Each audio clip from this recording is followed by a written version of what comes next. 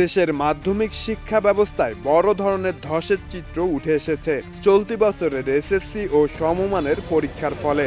11টি শিক্ষা বোর্ডে এবার পাশের হার কমে দাঁড়িয়েছে 62.25%, যা 2007 সালের পর গত 19 বছরের মধ্যে সর্বনিম্ন। গত বছর পাশের হার ছিল 68.45%।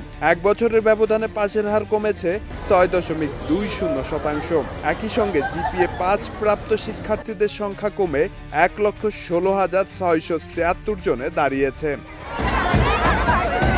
10 আগস্ট সকালে প্রকাশিত ফলাফলে দেখা যায় 9টি শিক্ষা বোর্ডে পাশের হার 64.05%, মাদ্রাসা বোর্ডে 55.49% এবং কারিগরি শিক্ষা বোর্ডে 58.20%। ফলাফলে পাশের হার ও জিপিএ 5 উভয় সূচকেই ছেলেদের তুলনায় মেয়েরা এগিয়ে রয়েছে।